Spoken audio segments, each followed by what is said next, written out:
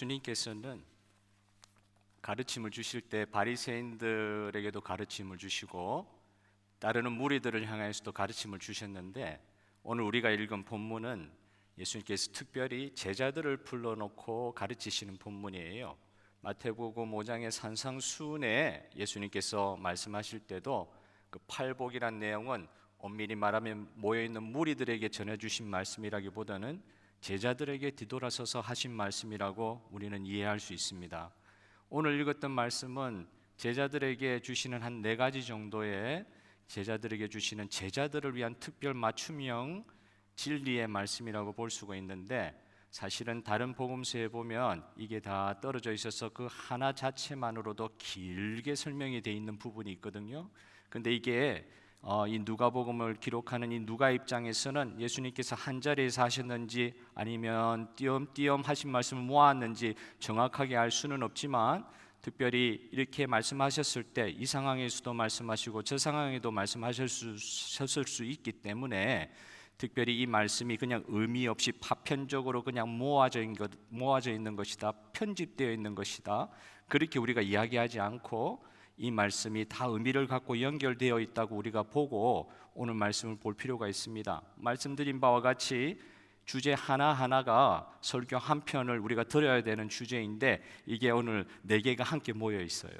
그래서 어떤 면에서 시간이 많이 걸릴까 봐 지금 걱정하시는 눈초리가 벌써 보이는데 그렇게는 안 하려고 그럽니다. 그러나 오늘 참 귀중한 진리들을 한 곳에 모으셔서 예수님께서 말씀하신 이 부분이 특별히 누구에게 이야기했다고요? 제자들에게 이야기하시는 거예요. 오늘 저와 여러분 이 자리에서 예수 그리스도를 개인적인 구주로 고백하시는 분이 있다고 하면, 예배드리러 오셨는데 혹 어떤 분들은 아니신 분도 계실 수 있겠다는 생각은 인간적으로 할 수 있습니다. 그러나 우리 주 예수 그리스도를 오늘 예수의 이름으로 찬양하고 주님께서 주시는 은혜를 예수의 이름으로 받고, 그리고 그 은혜 가운데 풍성히 누리는 예배자로서 이 자리에 있는 이 모든 분들이 다 예수님의 제자인 줄 믿습니다. 제자로서 오늘 말씀을 들으시는 거예요. 예수님께서 2000년 전에 그 제자들에게 어떤 면에서는 확대된 의미에서 여러 명, 그러니까 수백 명의 제자들이라고 볼 수도 있겠지만, 특별히 오늘 뒤에 보면은 누가복음에서 자주 사용하시는 단어 사도들이라는 단어가 나오잖아요. 이 사도들이라는 것은 사도행전 이후에 특별히 쓰이는 용어인데, 누가복음에서는 다른 복음서에서 잘 쓰지 않는 표현을 여러 번 쓰고 있어요. 사도들. 그런 단어가 이 본문에 같이 나와 있는 거 보니까 아마 12제자를 향한 말씀이었을 것이다 추측할 수도 있을 것 같아요. 아주 추리고 추려서 그들을 향하여서 주님 주시는 말씀이다. 그 제자들, 사도들이라 불렸던 사람들에게 주시는 말씀, 처음에 이제 사실은 오늘 설교 제목 따라서 이 무익한 종에 대한 비유를 중심으로 말씀을 전해드릴 수가 있겠지만, 오늘 이 4가지가 연결되어 있다 보고 그렇게 처음부터 한번 살펴보자는 것이죠. 실족하게 하는 일, 제자들에게 말씀하셨다 그랬죠. 제자들에게 말씀하셨을 때 실족하게 하는 일이 없을 수는 없으나, 우리 주님이 하시는 말씀은 항상 이상적이고 저 높은 곳에서 하시는 말씀 같지만 현실에 뿌리 박고 말씀하시는 거예요. 실제로 실족할 수 있는 일이 공동체 가운데 있을 수 있다. 제자들이 모여있는 공동체 가운데서도 실족하게 하는 일이 있을 수 있다. 특별히 누구를 실족하게 한다고요? 이때 실족하게 한다는 말은 스캔달런이라는 뜻인데, 다른 사람으로 하여금 죄악을 범하도록 하는 일. 나는 그런 의도를 가지고 하지 않았을지 몰라도 누가 그렇게 실족하게 되느냐? 처음 예수를 믿게 된 자들. 다른 마태복음 본문에서는 어린아이들이 예수님께 나오는 것을 보면서 이 말씀을 가르치셨던 장면이 있습니다. 어린아이와 같이 되어지지 않으면 천국에 들어갈 수 없으니라, 그 말씀을 가르치시면서도 실제로 어떤 사람들이 예수님께로 나오냐, 어린아이들 같은 사람, 처음 예수님을 구주로 고백하고 나오는 사람, 예수님에 대해서 잘 알지는 못하지만 신앙의 연륜은 깊지는 않지만 예수님을 인격적으로 만나고 주님 앞에서 이제 마음을 열기 시작한 사람들, 그런 사람들이 누구 때문에 실족하게 된다고요? 제자들 때문에. 실제로 그런 일이 있었잖아요. 참 알다가도 모를 일이, 가룟 유다가 왜 제자 가운데 선택이 되었을까? 엄청난 초대교회 실족을 일으킬 수 있는 사람이잖아요. 공동체 가운데 그런 사람이 있을 수도 있다는 것입니다. 없을 수는 없으나, 실족하게 하는 일이 없을 수는 없으나 그가 당하게 될 고통이 얼마나 큰지 알아야 될 것이다. 개인적으로도 실족해야 될 일이 없어야 될 것이고, 제자 입장에서 주님을 아는 사람으로서 그 죄를 범하는 입장 빠지지 않아야 될 것이고, 그런데 자기 때문에 연약한 자, 어린아이와 같은 자, 처음 예수 믿기 시작한 사람이 만약에 범죄하게 되고 실족하게 되면 그것처럼 슬픈 일이 없다는 것을 지금 가르쳐 주시죠. 실제로 일어날 수 있다.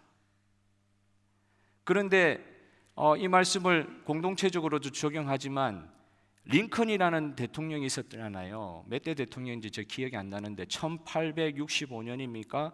이제 미국에는 대통령을 두 번 할 수 있잖아요. 4년 해가지고 두 번째 대통령 inauguration address, 그러니까 취임 연설할 때에 이 17장 1절의 말씀을 그대로 인용한 거예요. 그때가 언제냐? 자기가 대통령임에도 불구하고 남북 전쟁이 막 치열하게 일어날 때, 1865년 두 번째 대통령 취임을 하지만은 완전히 수십만 명의 미국 사람들이 목숨을 잃어가는 남북 전쟁의 때에, 이때에 이 대통령 취임하는 연설을 하면서 이 말씀을 인용하는 거예요. 똑같이 인용합니다. 똑같이.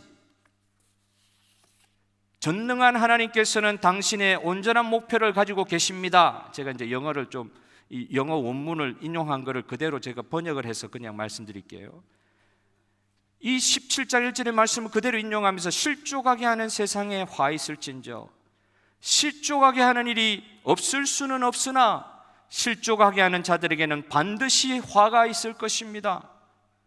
미국 노예 제도가 이런 실족하게 하는 일이라고 할 수 있다면, 말할 수 있다면, 하나님께서 그의 적정한 시간에, 적절한 시간에 그것을 제거하여 주실 것이고, 이 실족하게 하는 자들에게 미친 화의 결과, 말씀하셨듯이 그것으로 말미암아 야기된, 하나님 말씀하셨기 때문에 실족하게 하는 일이 미국 땅에 있었고, 그것으로 말미암아 우리 미국에게 야기된 남북의 비참한 전쟁을 하나님께서 만약 허락하셨다고 하는 것과, 이제는 우리가 어떻게 해야 될 것이냐? 살아계신 하나님을 믿는 성도들이 항상 견지해야 될 한 믿음, 그 믿음의 속성으로서 새로운 출발점에서 우리가 다시 시작해야 하지 않겠습니까?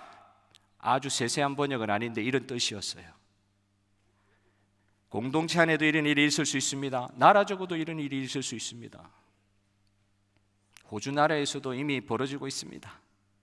미국에서도 이미 벌어지고 있습니다. 서구 열강들, 이 세상을 지금 다스리고 있는 힘센 나라들에서는 이미 벌어지고 있는 일들입니다. 하나님의 말씀에 대한 실족하게 하는 일들, 성경을 그렇게 해석할 수 있을까요? 같은 인간을 노예로 두는 것을 인정하는 이런 일들이 미국에서 있었을 때 실족하게 하는 자들이 없을 수는 없으나 일어났다 하지요. 그러나 그것으로 말미암아 일어난 남북 전쟁의 비참한 결과들을 보면서 대통령 연설에서 이 사건을 인용하는 링컨의 믿음을 보게 됩니다. 그에 대한 해석이 참 많을 것이지만 이 연설을 보니까 이 사람 진짜 예수 믿는 사람이었던 것 같아요. 이런 일들이 있을 수 있다. 실족하게 하는 일들이 있을 수 있다. 이거 조심해야 하는 거죠. 누가 작은 자냐 할 때 우리는 항상 피해를 받는 비의식이 있을 수 있기 때문에 내가 작은 자라고 생각할 수 있는데, 여러분 어떤 목사님 말 들은 것이 기억에 많이 남습니다.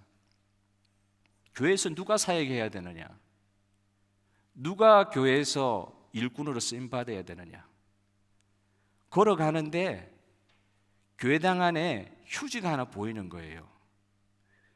그럼 그 휴지를 본 사람이 일해야 된다는 거예요. 먼저 깨달음 받은 사람, 주님의 은혜로, 주님의 은혜의 가치가 어떤 것인지에 대한 영적 영안이 열린 사람이, 주님의 말씀의 은혜를 깨닫고 알 수 있는 사람이 그때 움직이는 거예요. 그 말은 그 사람이 작은 자를 섬길 수 있는 사람이 되었다는 것입니다. 오늘 저와 여러분을 이 작은 자 섬기는 자리로 옮겨주신 줄 믿습니다.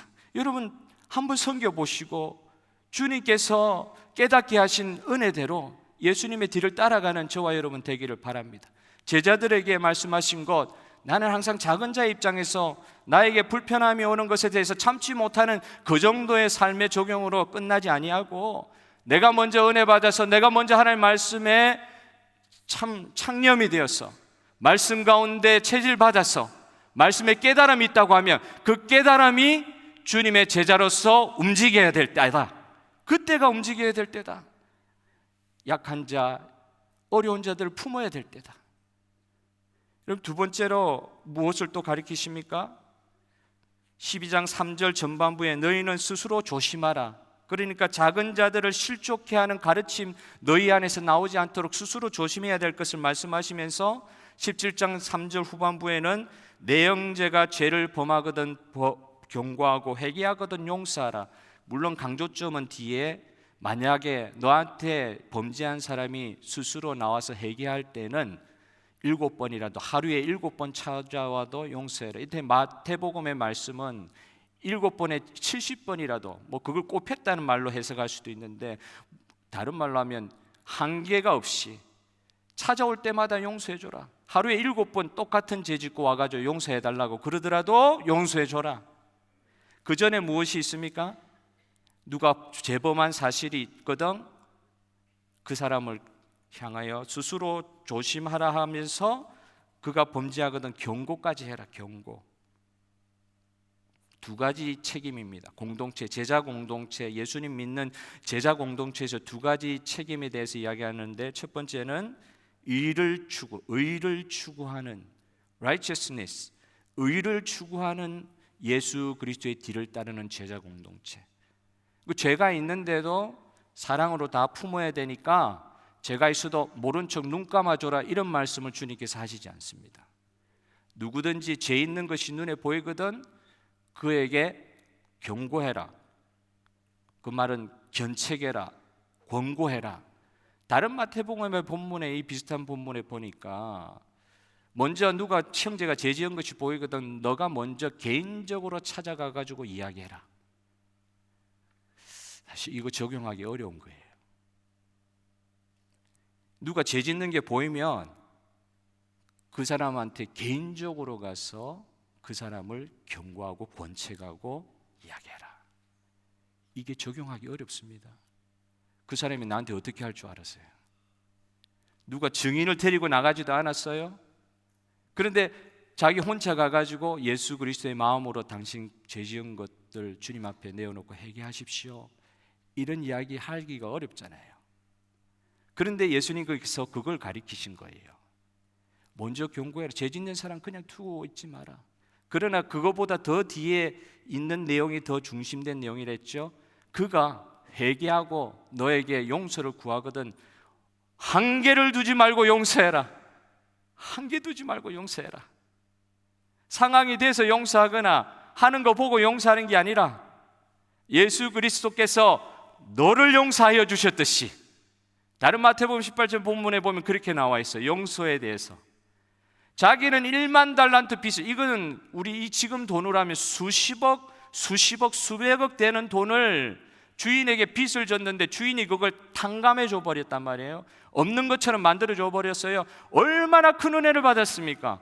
수십억 빚을 졌는데 그거 없이 해주셨다는 거예요, 주인이. 그런데 그 탕감받은 사람이 길거리를 가다가 100데나리온, 뭐 그것도 큰 돈이라고 할 수는 있지만 자기한테는 큰 돈이라 할 수 있을지 몰라도 자기가 탕감받은 10,000달란트에 비교해서는 전혀 가치를 매길 수 없는 아주 작은 단위의 100데나리온 빚진 자 만나서 목을 잡고 너 이거 갚지 않으면 내가 감옥에 쳐넣을 거야, 이렇게 이야기한다는 거죠. 그걸 말씀하시면서 용서를 어떻게까지 용서를 해야 되냐?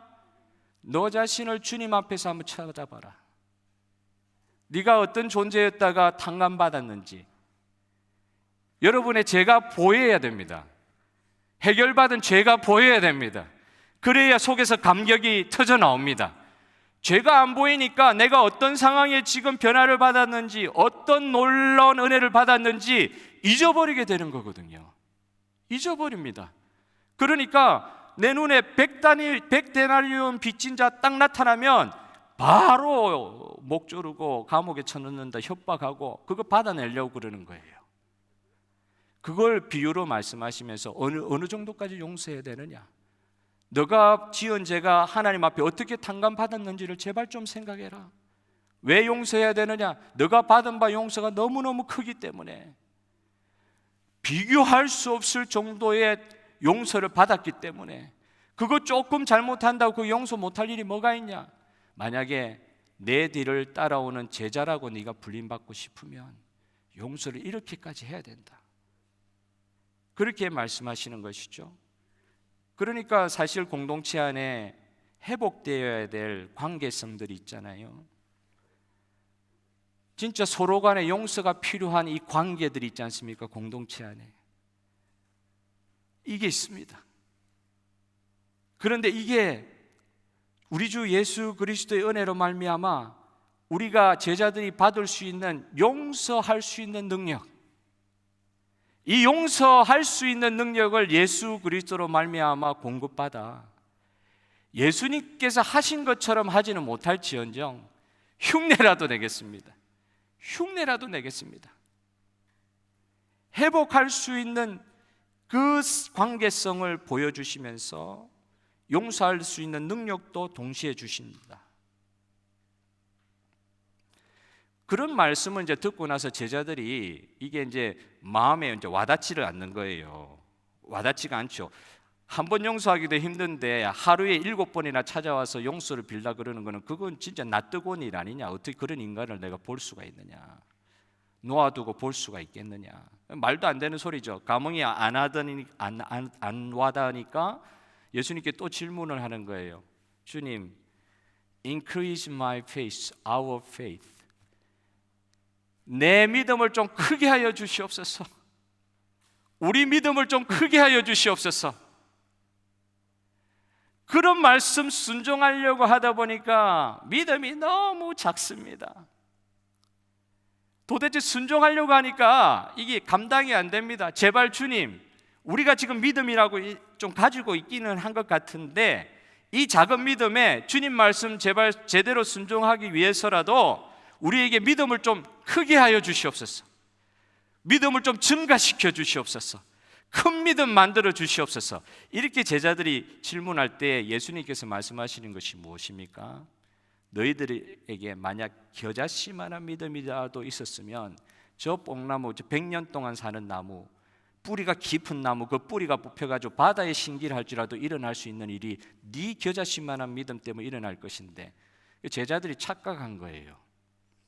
내가 믿음이 있었다는, 내 믿음이 요 정도는 있는데 여기다가 주님께서 은혜 주셔가지고 덧붙여서 좀 크게 만들어 주시면 주님 원하시는 대로 살 수 있을 것 같아요. 근데 예수님께서는 미안한데 너희 실상은 안 믿었다, 믿음이 없다고 이야기하시는 거예요. 겨자씨는 눈에 보이지도 않습니다. 눈에 보이지도 않는 그 조그만 겨자씨만한 믿음도 없다는 걸 말씀하시는 거예요. 그게 실제라는 겁니다. 나는 내 믿음을 크게 하면 예수님 말씀하신 거 순종할 수 있을 줄 알았는데 아니다. 믿음도 없었다고 볼 수도 있는 것이죠. 여러분, 오늘 저와 여러분에게 주신 믿음을 통하여 어떤 일이 일어날 수 있습니까? 주님은 이걸 하이퍼볼, 과장법을 통해서 말씀해 주시는 것 같지만 실제로 우리가 생각하지도 못했던 우리의 한계를 뛰어넘는 은혜의 세계들이 여러분 믿음을 통해서 펼쳐질 줄 믿으시길 바랍니다. 우리가 믿는 것은 우리가 이해하고 합리적으로 계산할 수 있을 정도만 믿고 그것만 일어날 것 같으면 믿음의 결과를 주님께서 이렇게 말씀하지 않으셨어요. 항상 우리의 생각을 뛰어넘는 일들을 항상 준비하고 계신데, 그 뒤에 보면 17장 6절에 너희가 그 믿음으로 명령하였으면 뽕나무가 그것들이 순종하였으리라. 이게 이제 원어가 휘페쿠센 이런 말인데 이게 헬라어인데요. 과거형이에요. 과거형. 이게 미래형 같이 보이지만 실제로 그 원문에 보면 과거형으로 쓰여 있어요. 그게 무슨 말이냐면 너희가 믿음을 가지고 겨자씨만한 믿음이라도 가지고 뽕나무에게 명령을 내린다고 하면 뽕나무는 명령이 주어지기 이전부터 이미 순종할 준비가 되어져 있었다, 이런 뜻입니다. 왜 믿음을 발현하지 않느냐? 이미 뽕나무는 과거에 이미 순종할 준비를 하고 기다리고 있는데 왜 믿음으로 반응하지 않느냐? 여기도 보니까 주님, increase our faith, 우리의 믿음을 좀 크게 해달라고 그러는데 그걸 순간에도 내 믿음이에요. 우리의 믿음이에요. 그런데 그 믿음을 그렇게 크게 해달라고 할 때 진짜 믿음 가진 자는 누구를 보냐? 그 믿음의 주인이신, 믿음의 대상이신 주님께서 이 일을 해주실 것을 믿는 믿음이 있다, 이 말입니다. 내 믿음을 좀 크게 해주시면 내 믿음 가지고 주님 앞에 기도하면 주님께서 놀라운 일을 이루어 주실 것이다. 그거 아니고 당신이 믿는 믿음, 당신이 지금 의지하는 그분에 대한 믿음을 겨자씨만이라도 좀 발현해봐라. 그렇게 생각하니까 주님께서는 못하실 일이 없는데 주님을 믿고 따른다고 하는 우리가 이 믿음 자체도 내 것이라고 생각하니까 내 믿음 크게 해달라고, 내 믿음 크게 하시면 그 큰 믿음 따라 기도하면 주님께서 역사하실 거라 생각하니까 처음부터 끝까지 나 우리 이러다가 결국 믿음의 놀라운 능력 체험하지 못하고 그냥 끝나는 거 아닌가? 오늘 이 시간 제자 되신 주님의 종들에게 주님께서 그 믿음을 한번 발현해 보라고 말씀하여 주시는 것입니다. 너 누구 믿냐 이것입니다. 네 믿음 지금 누구 거냐? 그건 누구 거냐 이것입니다. 저와 여러분이 예수님 믿게 된 것도 내가 결정해서 믿게 된 것이 아니라 그분, 우리 믿음의 대상이신 그분 때문에 우리가 예수님 믿게 되고 이 믿음 갖게 된 것을 믿으시길 바라요. 그분 때문에. 그러니까 믿음으로 기도한다고 했을 때 누구를 의존하는 거예요? 내가 믿음이 커서 놀라운 것을 놀라운 기도 제목 가지고 기도하니까 주님께서 들어주셨다, 그게 아니라 이 일들을 이루어 주실 하나님만 온전히, 예수님만 온전히 의존하고 예수님께서 이런 일을 행하실 수 있다는 것에 나의 믿음을 전적으로 의탁하고 맡길 때에 주님이 이 일을 이루어 주시는 것을 보고 하나님께 찬양하는 제자들이 되기를 소원합니다. 주님이 하신 일, 그것에 대한 믿음이 있느냐? 주님이 하실 일에 대한 믿음이 있느냐? 내 일 말고요. 내 것 말고. 그러니까 믿음의 반대말은 비신앙, 불신앙이 아니고요. 믿음의 반대말은 두려움인 것 같아요. 두려움. 내 기도했는데 아무것도 안 일어나는 거예요. 믿어보려고 하는데 내 삶의 경험들은 아무것도 일어나지 않고 체험이 안 됐다. 그러니까 기도하기도 전에 믿음도 사라지는데 이게 그냥 불신앙이 아니라 그건 두려움이에요. 두려움. 구하지도 않고 주님이 하실 일에 대한 기대도 없고 주님이 나를 통해서 역사하시면 어떤 일이 일어날지에 대한 기대가 없는 그런 상황에 만약 우리가 놓여 있다고 하면 주님께서 어떻게 생각하시겠어요?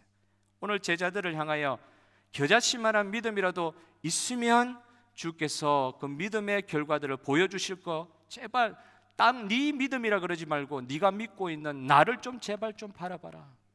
하나님을 제발 좀 바라봐라.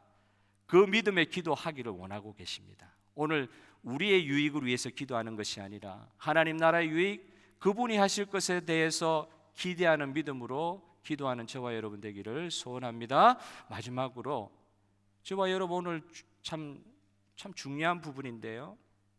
다른 복음서에는 이 비유가 나오지는 않아요. 무익한 종의 비유. 그 영어로 굳이 번역한다면은 이게 이제 가치가 없는 무가치한 사람이다. unworthy하다. 그러니까 무가치한 종이다. 그 무슨 뜻입니까? 그 무익한 종에 대한 비유를 예수님께서 이렇게 말씀하신데 첫 번째 질문 7절에 있죠. 하루 종일 일한 종이 집으로 돌아오면 주인이 종에게 저녁을 준비해서 앉아서 먹도록 하겠는가? 이게 예수님의 첫 번째 질문이에요. 당신에게 종이 있는데 그 종은 주인의 명을 받고 들에 나가서 양떼도 돌보고 농사도 하고 하루 종일 쉬지 못하고 떼약볕에서 그렇게 고생을 하고 이제 일 마칠 시간이 돼가지고 저물 때 집으로 돌아오면은 주인이 치마 두르고 주인이 이 음식 준비해가지고 아이고 오늘 수고했다고, 우리 종님 수고 많으셨다고, 이 자리에 오십시오 해가지고 저녁을 주인이 준비해가지고 그 정도로 앉아서 식탁에서 앉아서 오늘 수고했으니까 먹어라 이렇게 하겠는가? 이 질문을 하시는 거예요. 오늘날 같으면 그럴 거예요. 왜냐하면 노예제도 없으니까요. 누가 이렇게 할 사람이 어디 있어요? 누가 이렇게 할 사람이 어디 있어요? 그렇게 떼약볕에 이렇게 힘들게 하고 와가지고는 바로 행주치마 거들고는 주인이 먹을 음식 하루 종일 배 두드리고 있었는지 모르겠지만 하루 종일 그 집에만 있었던 그 주인의 밥상 차려주기 바쁘고, 그 주인이 밥 먹을 동안 옆에서 서서 그 주인 밥 드시면 물 따라 드리고 반찬 옮겨 드리고, 하루 종일 뼈골 마르게 일하다가 와가지고는 하는 게, 주인 먼저 밥 차려주고 주인이 먹었던 그 중에 남는 거 가지고 저 구석텅이에 부엌에 들어가서 자기 그때 허기진 배를 채우라. 오늘날에는 있을 수 없는 일이잖아요. 그런데 그 시대의 종은 그렇게 했다는 거예요. 그 시대에는 종이 뭐 하는 사람들이냐?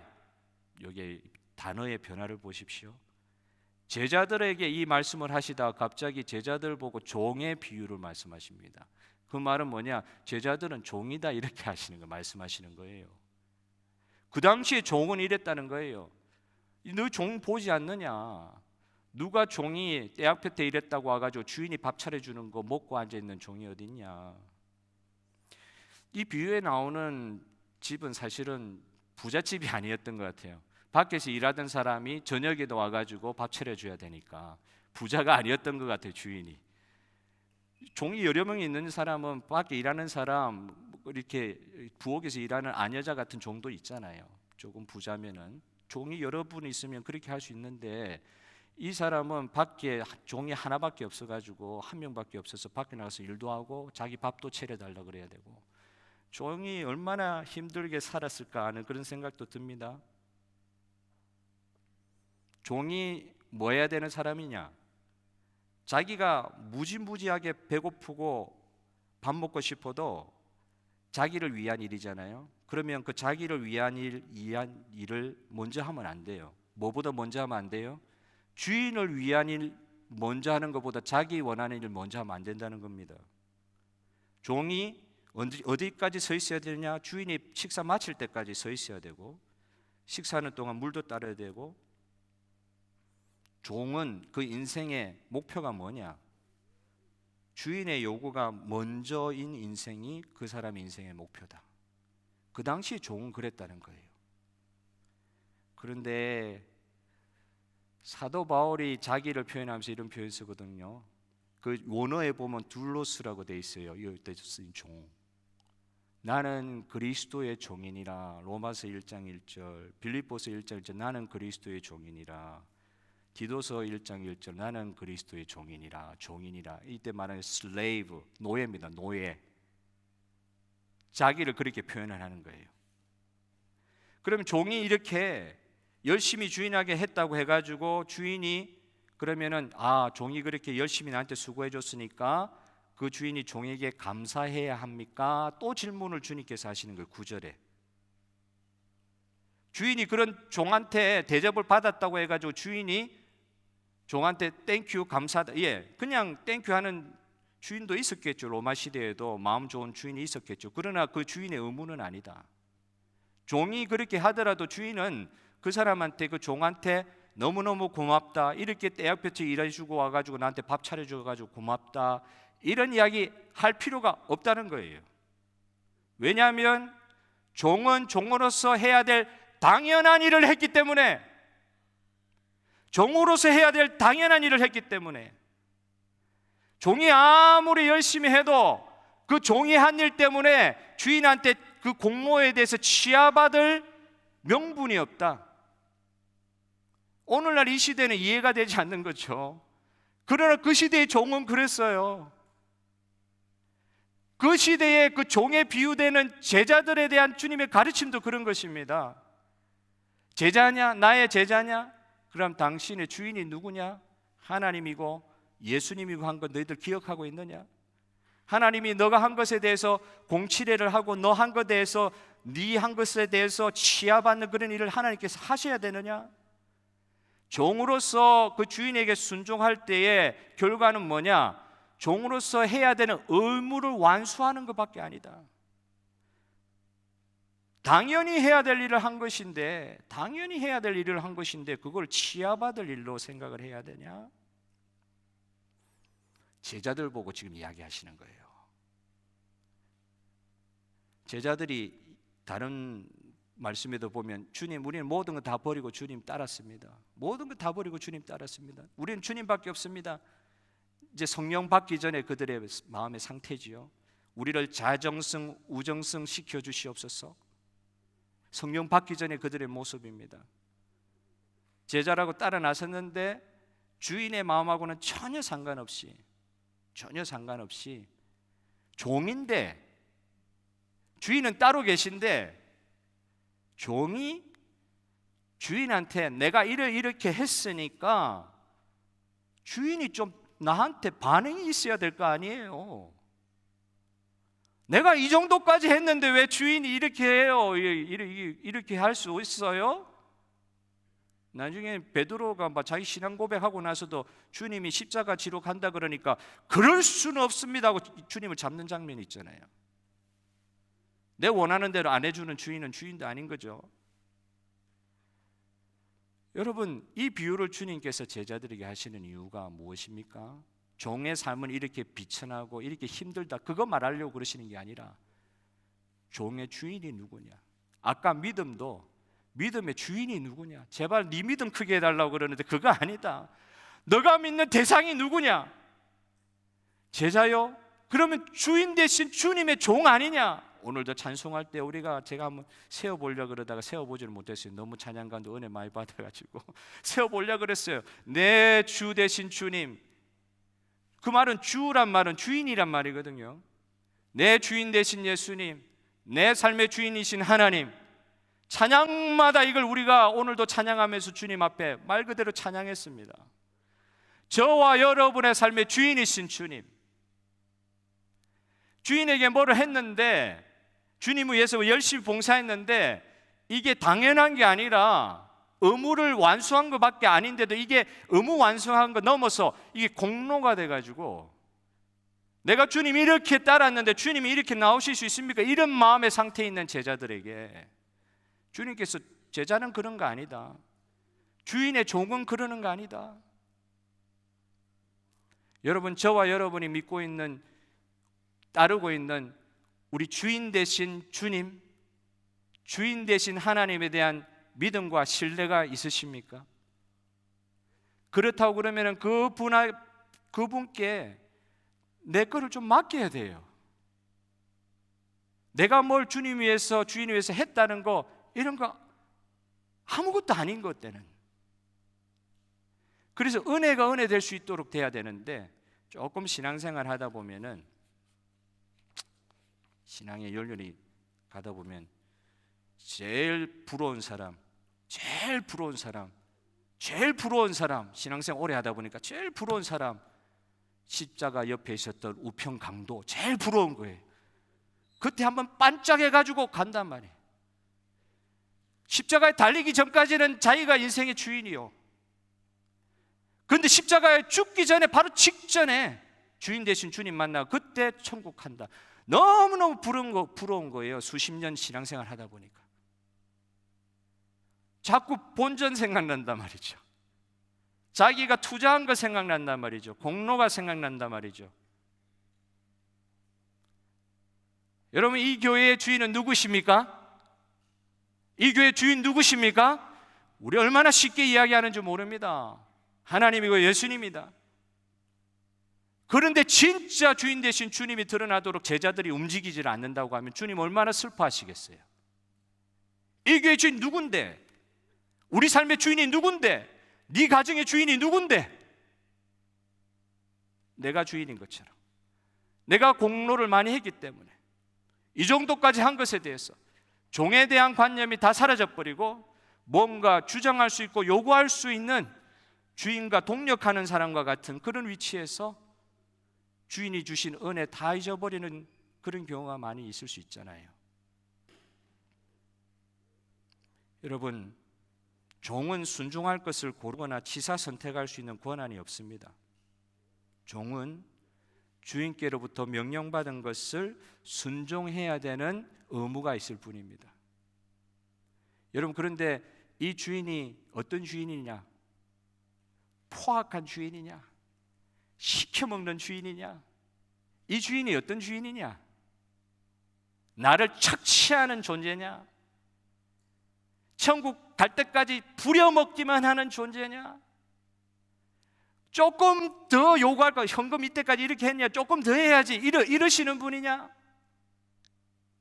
마지막 순간까지 탈탈 털어가지고 주인 좋은 대로 이용해 먹고 그냥 주인만 높여지는 그런 상황 만드는 주인이냐?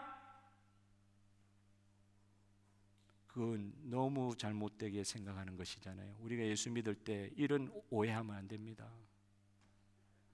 우리가 믿는 주인은 모든 옷을 다 벗고 주인으로서 입을 수 있는 모든 옷, 귀걸이, 장식품 다 내려놓고 벌거벗은 채로, 십자가 이제 이렇게 팬티 입은 것으로 이제 이렇게 표현하는데 원래 십자가는 완전 벌거벗고 박히는 거죠. 다 내려놓고 벌거벗은 채로 죄를 범하여서 도망간 죄인이 받는 형이 십자가형이에요. 죄를 범하여 가지고 도망간 노예들이 종이 받는 형이 십자가형이에요. 그 자리에 주인이 옷 다 벗고 칼 찔림 받고 피 철철 흘리면서 도망간 노예의 자리에 대신 못 박히신 그분이 우리의 주인이시다. 우리의 주인에 대한 착각하는 거예요. 나를 이용해 여러분 하나님께서 그렇게 궁하셔가지고 자꾸 여러분한테 헌금 강요하시는 분이 아니시잖아요. 여러분들 이용해 먹지 못하게 안달이 나셔가지고 그러는 분이 아니거든요. 그 제자들이 생각할 때 오래 믿고 따르다 보니까 오히려 본전 생각 나가지고 주인이 어떤 분인지에 대한 생각 다 잊어버리고 주인에 대한 신뢰가 잊어버린 상태에서 시키는 것에 대해서 불만만 가득 생기고 어려운 거예요. 여러분 오늘 이 시간 이 비유를 통해서 제자를 종이라고 말씀하시면서 그 제자들을 돌이키고 일깨우기를 원하시는 주님의 마음, 여러분 저와 여러분이 받기를 소원합니다. 무엇입니까? 주인이 어떤 주인에 대한 신뢰가 있느냐, 진짜 믿음이 있느냐, 내 인생에 궁극적인 선함과 잘됨을 주시기를 원하시는 주님, 그 주인 되신 주님에 대한 믿음이 있느냐? 오늘 그렇게 자기 자신을 드러내놓고 제자들에게 보여주고 계십니다. 저와 여러분을 위해서 모든 것 다 버리신 주인이십니다. 그 주인을 신뢰하시기를 바랍니다. 내 것 뺏어가는 주인이 아니세요. 그 주인께서는 우리를 위해 모든 것 다 해주신 주님이세요. 주님께 대한 신뢰가 있어야 종은 종으로서 자리에 설 수가 있습니다. 오늘 2부에서도 담임 목사님 간증을 해주셨지만 여러분 종의 위치에 가야 될 우리들이 자칫 잘못하면 주인의 위치에 갈 수 있고 주인 행세하려고 하는 그런 마음들이 우리 있을 수 있는데 오늘 목사님 간증을 통해서 우리에게 알려주신 거 하나님 나라 갈 때까지 이 무익한 종 자기 스스로 고백하는 거잖아요. 예수님이 가리켜서 고백하는 게 아니라 내가 무익한 종입니다. unworthy한 종입니다. 아무 받을 가치가 없는데 이 엄청난 사랑을 받았습니다. 가치 없는 사람입니다. 그러나 구원하여 주셨습니다. 그 주님 앞에 오늘 우리 자신을 드리면서 찬송하면서 나아가기를 소원합니다. 주인 되신 주님을 믿게 하여 주시옵소서. 겨자씨만한 믿음의 분량이라도 내가 믿는 대상 주님에 대한 믿음을 우리가 고백하게 하여 주시옵소서. 그리고 그 믿음을 고백하는 가운데 나는 무익한 종입니다. 내 한가 아무것도 아닙니다. 주님께서 명하신 것을 한 것뿐입니다. 고린도전서 9장입니까? 고린도후서 9장입니까? 저는 무엇을 했습니까? 나는 무엇을 했습니까? 주님, 사도 바울의 고백처럼 내가 복음을 전할지라도 자랑할 것이 없으면 내가 부득불 할 일이며 그렇게 자기 인생을 바쳐서 다 이야기한 거 예수님의 뒤를 따르는 이 모범의 이야기 아닙니까? 부득불 해야 될 일이 당연한 거 한 것뿐인데 왜 자꾸 나를 공치려 하느냐? 그런 거 아니다. 당연한 거 했다. 당연한 거. 우리 주님 앞에서 이런 제자로서의 이런 은혜 끝까지 유지하면서 주님 나라 위해서 쓰임 받는 저와 여러분 되었으면 좋겠습니다.